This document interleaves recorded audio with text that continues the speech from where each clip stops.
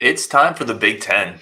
Is that a good thing for this program? Have they been challenged or have they not been up to the challenge? We're going to talk about what Luke Fickell had to say coming up next. You are Locked On Badgers, your daily podcast on the Wisconsin Badgers. Part of the Locked On Podcast Network, your team every day. What is going on, Badger fans? Welcome to Locked On Badgers, your team every single day. I really do appreciate you tuning in. I'm Ryan Herrings, the host, and we have a lot to talk about today. But first, today's episode is brought to you by Game Time. Download the Game Time app, create an account, use code LOCKEDONCollege for $20 off your first purchase. All right, let's get into it. So I really like watching Luke Fickell talk and then kind of taking bits and pieces from what he said and bringing it to the show because I think there's a lot of interesting nuggets and tidbits inside of what he says at his weekly pressers. Not as much with the previous coach, right? You didn't get as much with Paul Chryst, and it is what it is. He's wired differently. This is not, we don't need to go down that road anymore. For better and worse, Paul Chryst is a great dude. You get more out of a Luke Fickell press conference, right? And I want to start here, just like I did last week, taking some snippets out of things that he said that I thought were interesting, and then we're going to dissect them a little bit on this show. The first one is, and again, I'm not a transcriber. If I misspell a word or if I misplace a single word, I promise you the context is not being taken out of any of these quotes. And I'm pretty sure I have the quote as well. This one is from, all these are from Luke Fickell. Preseason is over. All of your objectives in the big picture is getting the league, getting ready to play. So he's talking about the fact, the Big Ten is here. And everything that we talked about, I said this after the Washington State game, after the loss, everything is still there. Nobody thought this was an undefeated team. Now, I know people throw some stuff back in faces of optimism and say, well, you thought we'd be better or this or that. I mean, nobody thought this was an undefeated team. Everything this team can play for and wants to play for is still ahead of it. And that's what he's alluding to. Big Ten season's about to start, ladies and gentlemen. I hope you're as fired up for that as I am. Purdue's Purdue. It's still a Big Ten game. I'm excited for the real season to get started now. And it's not that Washington State doesn't matter and it's a throwaway game, because it's not. But this is the important part of the season coming up. And Luke Fickell alluded to that. This one's interesting to me. Luke Fickell mentioned this team has been challenged, played on the road, challenged by falling behind. And it got me to thinking a little bit about the way he phrased it, right? He almost liked, I'm guarantee you he doesn't like the fact that they've started off rough, but he really likes the fact that the team has bounced back, right? He didn't like the fact that they started up rough on the road, but you can tell reading between the lines, he was really impressed with your ability to bounce back in a tough road atmosphere where other teams might have folded. I think there was a little bit of an undercurrent of positivity there. I think they have been challenged. That's going to bode well for this team. There's Big Ten teams who haven't had to play in an environment like Washington State on the road, right? Who haven't had to fight back from that moment. Now, you have to be better in the first half, right? You can be very proud of your team all you want about catching up, about having dominant third quarters. You have to start faster, and that's on the coaches. He talked about that as well. You have to find ways to get going a little quicker. I started thinking I'm going to do a show later this week where we're really trying to go into the sequence of the drives and determine what has changed between the two halves, or has it been just sheer dumb luck? So he alluded to that as well. You got to start quicker, but I do like the fact that they've been challenged. He likes the fact that they've been challenged. I think that's a good thing to file away in your head when the moments get tough this year. I don't think this team is going to fold. I thought there were moments, even last year with last year's Badger team, Illinois, I thought there were moments they folded. And I don't think this team is going to fold. On Hunter Wohler, he said very versatile, confidence. The thing that the reason I put this quote up here is we've been talking a lot about Hunter Wohler, but I started thinking, and if you're in the chat, if you see this tomorrow, whatever it is, let me know in the comments. Has there been a more versatile Badger safety that you can think of? More versatile, that's the word he used, very versatile. And he said, we're still learning how to use him. I charted it was the Wazoo game. He had three blitzes, Hunter Wohler. Last game, multiple sacks, 10 tackles, or multiple interceptions. 10 tackles, he had a sack. Think about all the different ways they're using him. They're using him as a blitzer. They're using him as a line of scrimmage. They're using him as a deep safety. They're using him as the guy to come up and enforce the corner on outside running plays, on outside powers. they're using him everywhere. And I can't think off the top of my head, I can't think of another safety that has been this versatile for the Badgers. Certainly, there's been great safety play. There's been better athletes. There's been a better center fielder in Tanner McAvoy, but Tanner McAvoy couldn't tackle. There's been better guys in the box like a Caputo, but Caputo couldn't cover like Wohler. I don't know. It's interesting. Let me know if you can think of a more versatile Badgers defender. Badgers safety, I should say. This one I thought was interesting because there's been a lot of talk with some of the struggles Jack Nelson has had. There's been a lot of talk of people saying we need to see Rucci. Where's Rucci at? And he had an interesting quote. Sorry, I just got a text that I had to check. It was actually from Rajiv, who is not jumping on the show right now, but he did text me. This one was an interesting one to me because he said, speaking of the offensive line, we have only played 6 that we feel really good about. We feel really good about those 6. So it's the starters and Trey Weddick. And now Jake Renfro will get in. They'll give him 7. But you notice he says we feel really good about these 6. The others, and he went on to say in the quote that they need to do more work. So that would be the Ruccis. So everyone clamoring for Rucci, and I get it, right? When you see Nelson struggle, you immediately think, well, who's the backup? Well, the backup is also a former 5-star tackle. Like, let's see him. Let's go. If you just look at what the coaches are saying, it doesn't seem like he's that close. It seems like Nelson is going to be the guy because they played 6, and he said, we feel really good about those 6. It's an interesting quote. If you're one of those that's kind of hoping or excited to see Rucci, it doesn't sound like he's in the mix really right now to supplant Nelson, even with Nelson's struggles. I found that to be a very kind of interesting comment. This one is interesting. He said 3 or 4 of the interceptions were caused by pressures. Sometimes the most overrated stat in football is sacks, and the most underrated in football is disruptions. I am not going to say one of the most overrated stats in football is sacks. I understand the point that he's making, though. Like, you had Barton on one of the interceptions. Barton was in there. Thompson has caused some pressures, right? So getting pressures and disruptions, he talked about getting the quarterback off rhythm. The Badgers defense has been doing better with that the last couple of weeks, and that's going to be a huge key because I don't think they're going to have the juice to put up the big sack numbers. Now, where he says, sometimes, and he's not saying sacks are useless, but he's saying sometimes the sacks are some of the most overrated stats. To me, that feels like a coach kind of providing some top cover for a defense that probably isn't going to have a lot of sacks. He's trying to, I think, kind of, I certainly don't want to put words in his mouth, but it feels like he's deflecting maybe just a little bit, right? Because if he had a guy that had 5 sacks on the season, you wouldn't say it's the most overrated stat. I just don't think it's going to be this defense. I don't think this defense has the pass rushing twitch to get a bunch of sacks. But what he is saying, and this is correct, you can still disrupt an offense, right, with pressures. And that's something we've seen James Thompson, Chaney, Turner, Barton in last game. They've used Wohler in this role. So they're starting to disrupt the quarterback's rhythm, the quarterback's ability to set his feet and throw cleanly, and that's leading to interceptions. So good signs, I think, from the pressure standpoint, but I would disagree with Coach, in all due respect, a little bit when he says sacks are one of the most overrated stats in football at times. Renfro and Mullens, this is a good one. He said he was asked about the status of Jake Renfro, Isaiah Mullens, both key players on the trenches. Obviously, Renfro as a center, Mullens as a strong side defensive end. He said, I would hope we get him back this week. If not this week, definitely expect him after the bye unless something else happens. This is big, ladies and gentlemen. Getting Renfro back. Listen, we're going to have to see what he looks like when he gets back, right? Like how much rust is going to be there to knock off. But getting Renfro back is potentially a huge deal because now he talked about we trust 6. Well, then it instantly goes to 7, right? So now you have more depth along the entire line. You move Bort to guard where he's better. You have Renfro at center potentially. The whole thing gets cleaner and better. That's a big deal. Like that would be a big player to get back. So that's when we're tracking them. Listen, Mullens, you can never have too many defensive linemen. Mullens is a veteran. He's played a lot of football, strong. Definitely someone's going to help at the point of attack.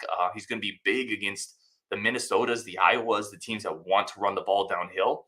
So both of those players are big. Getting them back is a huge deal, especially Renfro. All right, coming up, we're going to talk a little bit about Bryson Green and also one of the cornerstones of why I love Luke Fickell, something he mentioned in the press conference. We're going to talk about that next on Locked On Badgers. But first, today's episode is brought to you by our good friends over at FanDuel. FanDuel is America's #1 sportsbook. With the NFL season going, baseball coming up, basketball starting, there's so many reasons to use FanDuel right now. Plus, new customers, you bet $5, you get $200 back in bonus bets. And listen, bet along with me, your resident Locked On Badgers host. Bet along with me on the Niners, the Suns, the Braves, and the Badgers. Right? Let's make some money together. Like, let's build this palace together. Do it with me. Plus, all customers who bet $5 will get $100 off NFL Sunday Ticket from YouTube and YouTube TV. Listen, none of my bets hit last year, but this year will be different. Come along with the ride. Suns finals, Braves World Series, Niners Super Bowl. Let's go. Now is the best time to join FanDuel. The app is easy to use and you can bet on everything from spreads to player props and more. Visit FanDuel.com/LockedOn and kick off the NFL season with an offer you don't want to miss. FanDuel, the official partner of the NFL. All right. Let's keep going here. Really do appreciate everybody tuning in. What's up, Tim? Hey, Tim said, yes, we had another slow start, but that happens to every team. Michigan, a national championship favorite, led Bowling Green 14-7 at halftime. Yeah, like, listen, there is no shortage of teams you can occasionally see. That's the thing. You can occasionally point to a slow starts, really good ones. But Tim, the problem is if you can consistently do it, eventually it's gonna trip you up, right? You can't make it a habit. Occasionally, yes, they've had 3 in a row. It needs to get cleaned up. I agree with you though. Like, slow starts do happen. One is whatever. 2, you raise your eyebrows. 3 is a trend. 4, you start to lock it in. So if another slow start against Purdue on the road, do they come back and beat Purdue? I don't know. See, that's the tricky part. Old Rivers Farm says, any hockey talk this fall and winter? Yes. So Old Rivers, thank you for dialing in, by the way. And Tim as well. This is a late night edition of Locked On Badgers. So it is like 1:30 out here. So it is what it is. I appreciate everybody tuning in at such a late hour. I've been on travel, so I haven't been able to get this show up. But yes, I do plan on having hockey talk and some other sports talk. I'm working on getting a volleyball show up as well. I know someone in the Discord had asked about that. I do want to do more of those. Those sports aren't necessarily in my wheelhouse, but my ignorance of those sports should not be reasons we don't get content on those great sports out there, because those are our pillars for Wisconsin athletics: hockey, volleyball. And I'm definitely aware of that. So yes, look for some of that. It'll never be the staple of this show. The show is always going to be centered around football and basketball. But I am hoping to expand some of this into other areas. And thank you for the question, by the way. Let's keep going here with some more things that Fickell said that I think are interesting. This one I thought was interesting. So we've talked a lot about Washington State. They were bringing their safety up really to contest the running game. We saw that multiple times, right? We've seen other teams kind of dare Wisconsin to throw the ball. And what we've said internally has kind of been, throw the ball over the top. If they're going to bring extra defenders into the box, this is why you have Longo. Punish them for doing that. Yeah, and Luke Fickell was asked about this. He had kind of an interesting comment. He said, run right at them. If they bring that safety up in the box and he's charging from 10 yards out, sometimes the best thing to do is run right at him, and eventually it takes a toll on them. I think a lot of people saw that comment and said, God, that sounds a lot like Paul Chryst, right? Run right at it. And it did a little bit. It caught me off guard a little bit because we were really sold on the idea that this offense, and by the way, I understand what Luke Fickell's saying. I'm going to get to that in a second, but we were really sold on the idea that this offense would take what the defense gives you. And certainly if the safety is charging into run fits and blowing plays up, the answer is to run right at him to create some physical pain and to create maybe some hesitation later in the game. That doesn't feel like you're now taking what the defense is giving you. So I found that comment interesting. He did say in the second part of this quote, and again, Luke Fickell's not saying we're going to run the ball every single time a safety's up there, right? That's not what he's saying, but he did go on and say if they're just bringing one in the box, our running back should be able to make that guy miss. It's something he echoed last week. He said, we need to win more of our one-on-ones. I think that's the point he's making. When people saw this and they kind of said, it sounds a little like Paul Chryst. He's just saying, if they're just bringing a safety up, Braelon Allen has to make that safety miss, period. Right? Chez Mellusi has to make that guy miss, period. Like that, you have to win more one-on-ones. And he talked about that last week. Last week it was maybe more in reference to some of the receivers, but you have to win more of your one-on-ones. And we haven't seen enough of that from this year's offense. So I think I understand what he's saying. I definitely understand why some people said, what do you mean when they bring this safety up, you just run right into the middle of it? Yeah, like I do think they can do a better job of exploiting that with throws as well. Um, this is one here where again he's talking about the newness, and he said you can tell he's not using it as an excuse, but he had a long answer to a question, and it basically revolved around we need to take every advantage of every practice, of every opportunity. We need to get better, get together, right? You can tell he's talking about we're still learning about these players. I think that's the crux of it. They're still learning how to use Hunter Wohler and Braelon Allen and Chez Mellusi. They're learning how to use all these pieces still, and he's talking about we need to take advantage of every opportunity, every rep, every practice, because I think he feels like they can continue to get better throughout the season, and that they don't fully know how to use every piece yet. Um, so I thought that was an interesting one. Let's see. This is Justin. You ever plan on moving back to Wisconsin? Maybe. I would actually. We're actually thinking about it. So I need to find a good school district for my kids and a reasonable house that has high speed Wi-Fi. So I'm thinking about it. Um, Bouncer Tip says we have played three experienced quarterbacks. All three were fifth year players. Not sure how many Big Ten teams have that kind of experience. That is a great point. That is a great point, Bouncer Tip. Um, yeah, you think about the quarterbacks we've played. Yeah, all of them. Experience transfers. Cam Ward, I think, is an NFL guy. That is a great point. How many secondaries have played three quarterbacks with cumulative experience of 15 years in college football? You'd be hard. I obviously have no idea. I didn't even bouncer tip. Like that's a great point. That didn't even rattle in my brain. I didn't even really realize that. So I don't know. I can't imagine there's very many Big Ten teams or Power Five teams who have done that. So that's a really good point. And certainly next game, you look forward, that streak's gonna end, right? Hudson Card is not that guy. Hudson Card's a transfer, but he's not a guy with that type of experience. And then you continue going forward through the schedule. Iowa certainly has a very experienced quarterback, but Minnesota's not gonna have that. Nebraska's not gonna have that. Yeah, that's a really good point. Slim Lewis says Braylon Allen does not look like an NFL running back. Legit question: has he ever had a huge game against a great opponent? No, Braylon has never had a huge game against a great opponent. I would say, though, how many opportunities has Wisconsin had against a great opponent in the 2+ years he's been here? I mean, nothing this year. You know, um, certainly he's had a chance to play in Ohio State, for example, but that Wisconsin team playing Ohio State last year was so broken that no running back was going to look good in that game with the way we were playing offense. So I hear your point on this. I don't think he's ever been put in a position with a good offense around him against a really good team to really have that opportunity to shine. Now he has looked a little off this year, Slim. Some of that's injuries. Like he's banged up again. We talked about it. That's bad luck. Like I will never be a guy who questions injuries or like injuries just happen in football, and sometimes players are just unlucky. He also takes a lot of punishment, but I mean, it just is what it is, right? It's the fact of the game. If you can't stay healthy and if you get dinged up a lot, you're going to have a hard time producing. And again, not on him, but it's also the facts of the game. Let's see. Old Rivers Farm says, I thought Georgia Southern's quarterback was pretty decent considering the interceptions he threw. Yeah, I mean, he threw for 4+ bills. He's a good quarterback. Like he's a real quarterback. But if you watched again, this is where like if you watch the pregame show, we talked about Davis Sprins, and we said this guy throws picks. Like that's the.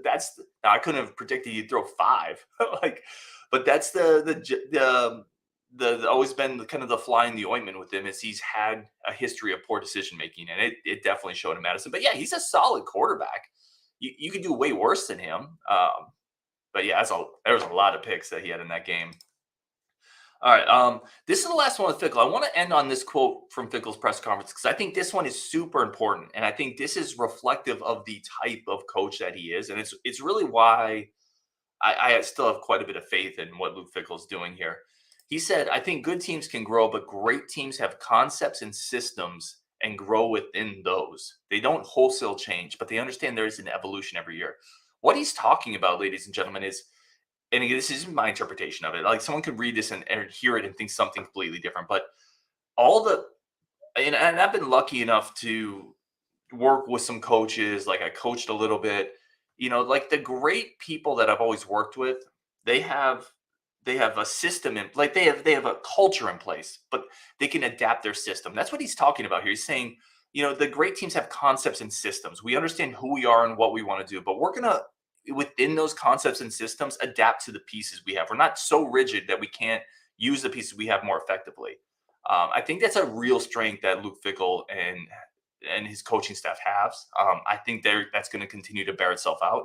And I like that they are willing to be flexible. Like he said, there's an evolution every year. We're still learning how within our core principles that we don't change because we believe in these core principles. Within those core principles, we're going to adjust littler things to fit the talent. Now, some will say we haven't quite seen that yet. That's a fair point. I think we're going to. Like I still have quite a bit of faith in this. Let's get one more comment here. This is from Slim Lewis. Jim Leonard was more versatile than Wohler, but having said that, Wohler could be better in the NFL. Reminds me of a safety version of TJ Watt. Yes, Slim. If we're going back to Leonard, is Leonard more versatile than Hunter Wohler? Yes, because Leonard was a 3-time All-American, right? I think it's 3. Also a punt returner, right? Like Leonard was incredible, but that's a huge time gap, right? If you have to go back to Jim Leonard to find a defensive back more versatile than Hunter Wohler, that speaks to the specialness of Hunter Wohler. I think we're saying the same thing. Wohler's just a stud, complete stud. All right, let's take a quick break here. We're going to come back. A couple of comments I really want to get into, including, do we have enough speed on this offense? Some Cole LaCrue thoughts as well, plus stock up and stock down from you. And are we going to be lucky to go 7-5? I got some comments from y'all to get into. We're going to do that next on Locked On Badgers. But first, a quick break for our friends of the show. And a quick second to say thank you, as always, to everybody tuning in. I really do appreciate it. Today's show is brought to you by Game Time. And listen, Game Time has changed the ticket buying market. Like it's become the easiest, fastest, simplest way to buy tickets. There's a reason they are America's #1 ticket platform. And it's because you can go on to Game Time and get really anything you want to, from sports tickets to concerts to theater. Game Time has it all, plus flash sales. It's what I'm going to use to buy my Ohio State tickets when we go to the Ohio State game to watch Wisconsin whoop that Buckeye butt.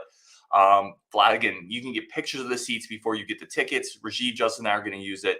Snag the tickets without the stress with Game Time. Download the Game Time app, create an account, use code LOCKEDONCollege for $20 off your first purchase. Terms apply. Again, create an account, redeem code LOCKEDONCollege. You get $20 off. Download Game Time today. Last minute tickets, lowest price guaranteed. Thank you guys so much for tuning in. I know this is a late show, so I appreciate everybody on Badgers After Dark with me here. But everyone who's going to listen to it tomorrow, I definitely appreciate y'all as well. Let's get a couple more comments in here. This is from Tim Olson. Love Mordecai. That touchdown pass to Bell, avoiding the sack, was big time. That was maybe the prettiest quarterback play I've seen at Wisconsin since, I don't know, ... Maybe Russell Wilson, something in the Russell Wilson year. I don't know. That was an incredible play, Tim. Justin says, I think we haven't truly been solid at O-line since the 2017, 13-1 season, maybe 2019. We kind of live off reputation there. Got to prove it in Big Ten play this year. Justin, I think you nailed this. I think we have been living on reputation at offensive line for like 3 years, right? Every announcer, right? It's such an easy talking point. The Wisconsin offensive line, here they come up to the line, and then we'll look at the end of the game. We'll have like 17 points and 4.1 yards per carry. When was the last first-round pick Wisconsin's had? Is it Ramczyk along offensive line? So I mean, if we haven't had an elite dude since Ramczyk, and we had him for 1 year. Tittman was a really good offensive lineman, but there hasn't been an elite Wisconsin offensive lineman in a while. And it's been a while since we've had a couple on the same line. So I agree. The recruiting rankings are there, but Wisconsin's offensive line has been living off reputation for a while now. And I don't think it's going to change this year. Like, I hate to say it, I don't think an offensive line drastically gets better in season, right? I don't think that's how it works. Now, we shouldn't see what we've seen from Jack Nelson every week, right? Like, it's not going to be like that where every week we're giving up 2 blindside sacks that lead to fumbles. But I don't think you're suddenly going to see an offensive line that as a whole hasn't been great suddenly be good as the competition ramps up. Justin, I think we're going to have to hope for next year in terms of having a really good line. I think this year can be fine. Don't get me wrong. I think this year can be fine. I think Renfro getting back solidifies it, and maybe it moves it from fine to good. I don't think this is going to be a great year.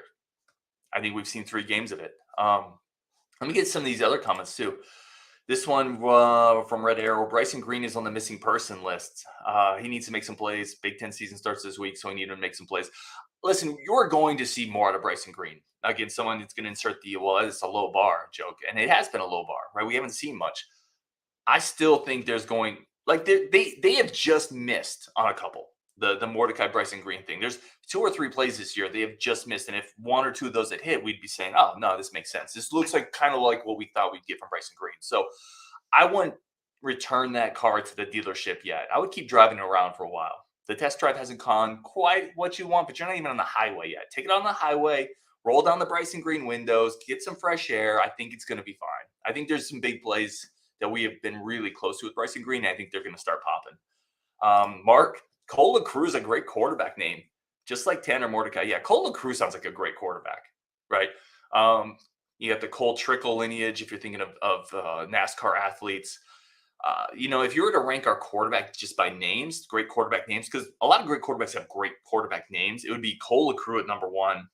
I would probably say Lock at 2, because you can always say lock it up. He locked up that safety. Then I'd go Tanner Mordecai. That sounds like a magician, right? Tanner Mordecai pulled another rabbit out of his hat. And then I'm probably Burkett. I mean, Nick Evers, this is in no way reflective of any type of game, but that Nick Evers is not a great quarterback name, right? That sounds like a kicker's name.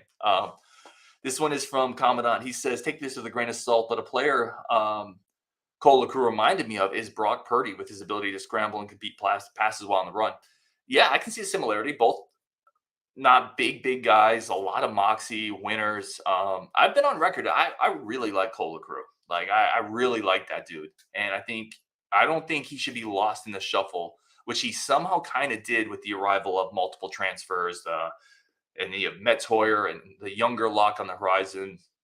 LaCruz is going to keep competing. He's an absolute competitor. Now, the competition is tough, and I think Lock has the inside track on next year's number 2 spot. So it's going to be a tough battle for all of them. But I like LaCruz in that room. This is from Alan Saunders. He says, need offensive players with speed. Speed kills. That's why USC, the Dolphins, you need people that scare opposing defenses. Agreed. And how many burners do we have on this team right now, right? Think about it. I think Will Pauling's a burner. You notice how I stopped right there. I'm like, listen, Chez has good speed. He's not an elite running back speed guy.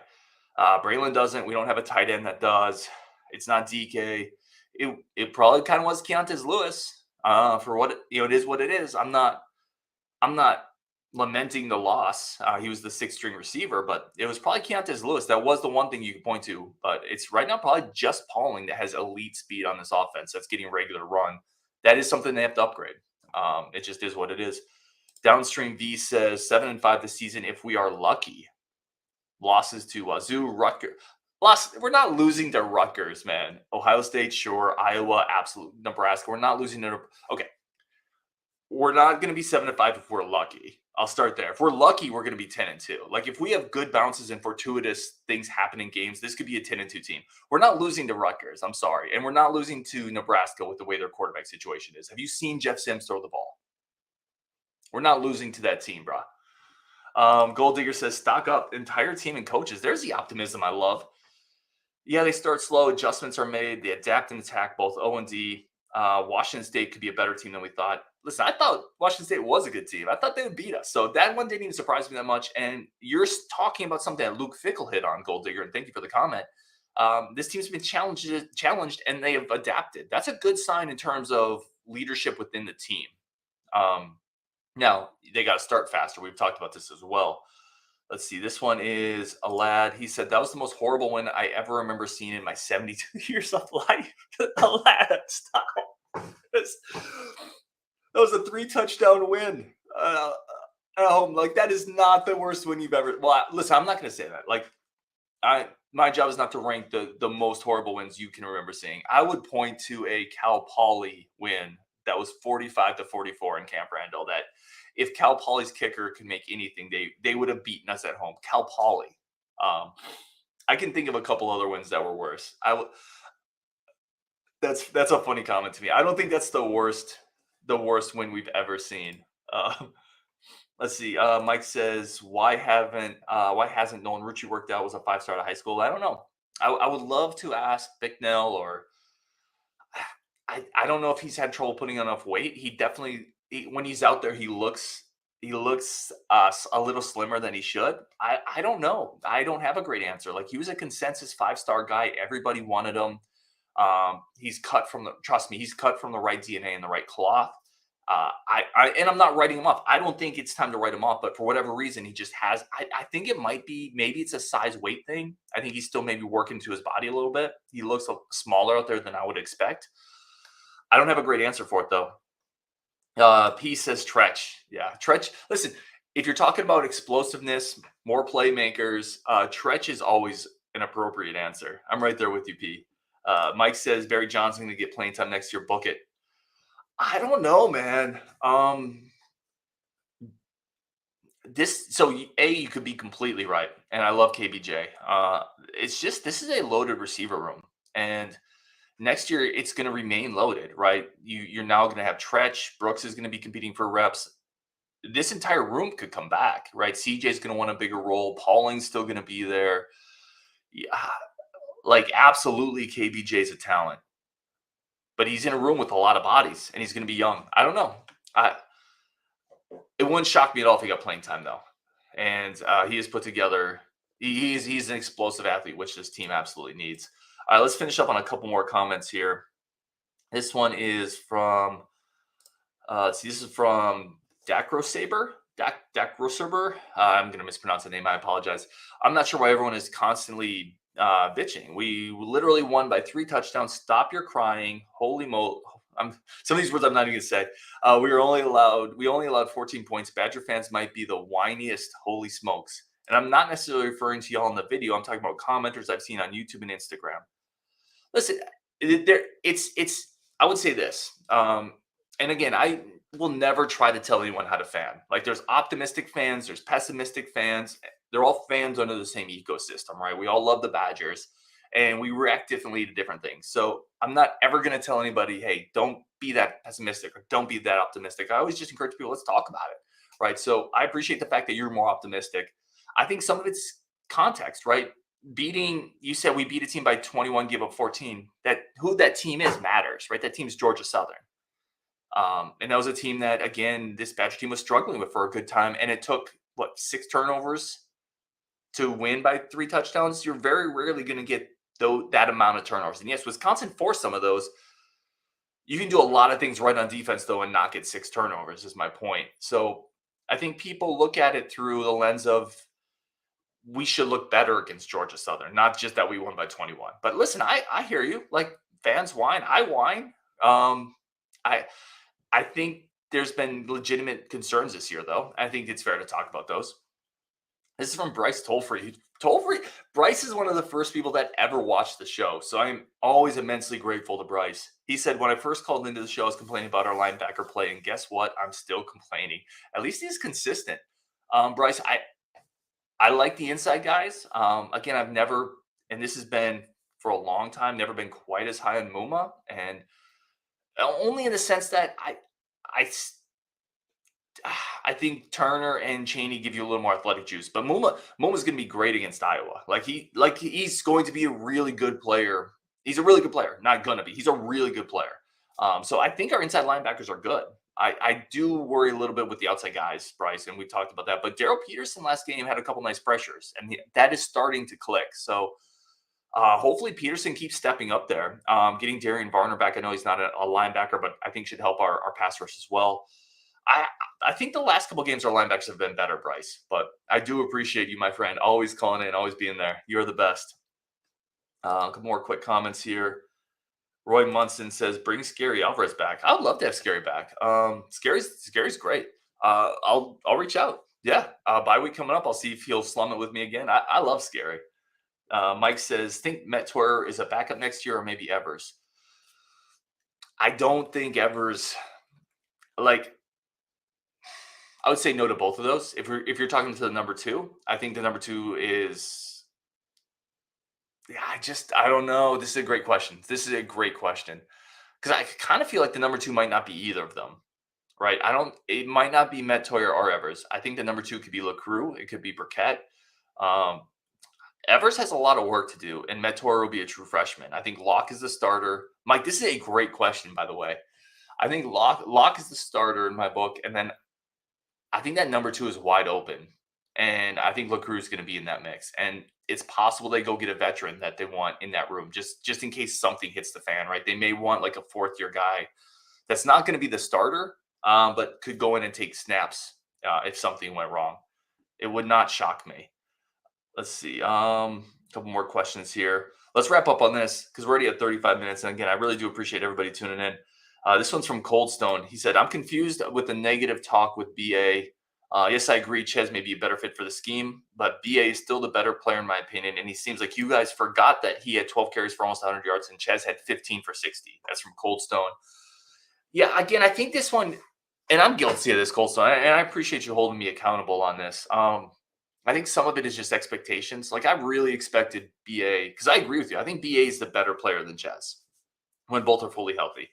And I expected BA to have a monster year this year. So we've seen some of the struggles, and listen, that Washington State game, he didn't play well. I can understand the narrative or the truth that he didn't get a lot of time to get into a rhythm, but he wasn't making tacklers miss, right? He was going down on first contact on a lot of those. So I don't think he played well. And now we've learned that he's nicked up. He's kind of hurt and limited again, which has been a constant narrative for him. And again, I will never hold that against the player, but it hurts, right? If you can't stay healthy, it's hard to say that you're this or that. Now, he still had a good game. He gutted it out. To your point, he statistically outperformed Chez. And I think when healthy, he's absolutely the better runner. So some of this might just me being too hard on him based on my expectations for him being so incredibly high and not as high for Chez. And I appreciate your constant comments on this. And you're probably not that wrong. In fact, you're probably more on this than I am, or right on this than I am. Anyway, we're going to wrap it up there. Really do appreciate everybody tuning in. For the few that made it live, you guys are incredible. This is a late show. For everyone tuning into the chat tomorrow, or watching the show tomorrow, let me know if you guys can think of a more versatile safety than Hunter Wohler, maybe outside of Jim Leonard, which we talked about here. Slim Lewis says this defense looks potentially extremely vulnerable versus Big Ten running attacks. Purdue, Iowa, and even Nebraska might run for 250 against us. Yeah, it's possible. I don't know. See, the thing is, we've played teams that have spread us out a lot and then ran the ball. Like an Iowa's not going to do that. I think Nebraska will have more people in the box. Yeah, definitely Iowa. I want to see how we look when we're a little more focused on stopping the run, vice desperately trying to cover everybody that Cam Ward has, or spread out and cover all these receivers in space, and then you get hit with a run up the middle. So it's a valid concern. I'm not as worried about the rushing defense actually as others, but there is a bit of wait and see with that one. Anyway, on Wisconsin, we'll talk tomorrow, I'm sure. And thank you guys so much for tuning in as always.